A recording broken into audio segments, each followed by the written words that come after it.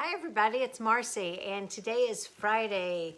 I would say yay because it's the weekend, but really so many of these days run together that who knows. So today I posted something about soup yesterday because it was a cold and miserable day, rainy and blech. And I was thinking about soup. And so I posted something about soup yesterday and people were so excited. And then Brittany, of course, said, will you make French onion soup? And she's gonna be coming in soon. So I decided, yes, I'm going to make it. And I'm making it today. Now, the thing with French onion soup is it's sort of a long process. So I cannot show you all of it here. So I will tell you what I did. And Monday, I'm gonna finish it up because I think we're gonna probably have it on Monday. So and if you're from St. Louis, there is, everyone knows Famous Bar French onion soup. I'll tell you about that in a second, but I wanna get started on this. So I've got 2.5 pounds of peeled and sliced onions in here. It's been sauteing for about an hour and a half. And I've done it at a little lower than medium, okay? So it was like 4 really big onions. Okay, lots of onions in there. I will say the one thing I do not like about making French onion soup, your house smells, your clothes smell, everything smells. You know what? I usually put some candles on or light some candles while I'm doing this. But okay, so we've got that going for an hour and a half. Now, what I'm going to do is mix a bunch of the other things that go into it. So let's see. First. And you know what? I sauteed this in 4 tablespoons of butter. So really, it's almost, I'm looking at everything else. Other than the cheese and the little bit of butter, it's really almost fat-free. Okay, so we are going to put into this bowl right here 2 tablespoons of paprika.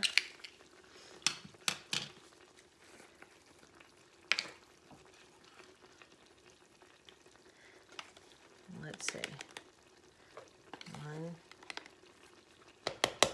2, 2 cups of white. I use white Zinfandel because it's like a little sweet. I don't know why. It's just what I ended up using one time, and I really like it. Okay. And when I make like these big, huge batches, I always feel like my garbage men think I'm definitely have a drinking problem. Okay, so I'm just making one batch now. A lot of times when I make it, I'll double it. And I think I said on my post yesterday, I'll double it and freeze it because it freezes really well. Then you don't have to go through all of this. Okay, so we've got that. We've got a teaspoon of pepper.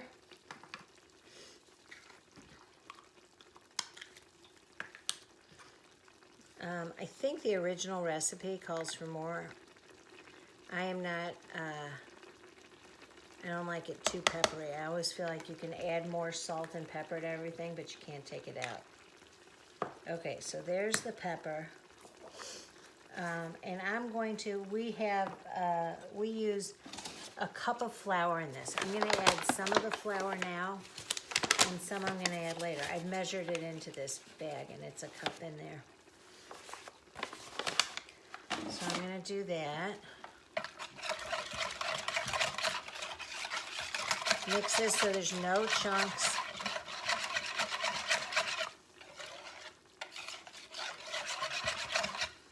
Okay, see that? And then we're going to move it over here and pour it into the pot. And make sure and get all of that out because you do want, well, I guess it's just the wine and paprika. Okay. Whoops. Okay, now we're going to stir this up.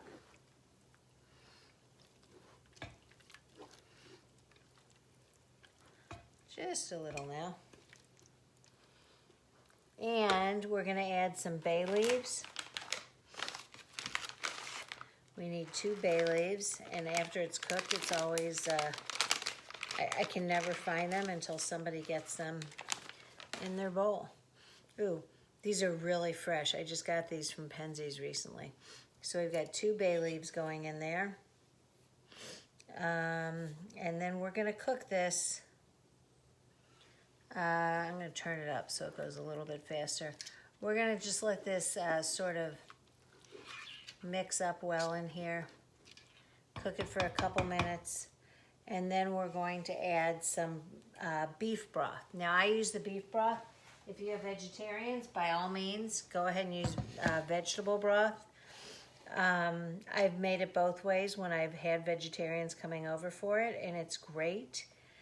Now I'm not going to add all of it yet. I'm going to add this. It needs 3 quarts of beef broth or broth. I'm going to only do 2 quarts now, and then I'm going to add some more a little bit later mixed with the rest of the flour to sort of thicken up. But I'm going to have it cook most of the time without that. Let's see how this is doing. So I started to say, for those of you who grew up in St. Louis, this is basically Famous Bar's French onion soup. Famous Bar was a local store. Macy's ended up taking them over, but they used to have restaurants. One of them was called La Soupçon, and they had soups, and they were known for their French onion soup. It seriously is the best. I make it, they added kitchen bouquet to it also to give it some of the color. I really don't think, I mean, my family doesn't care about the color, but I really think it comes out pretty dark anyway, between the paprika and the broth. Okay, I'm gonna go ahead and add this in. I hope it all mixed in. And I use, oh, it all settled. I use the Penzeys beef broth.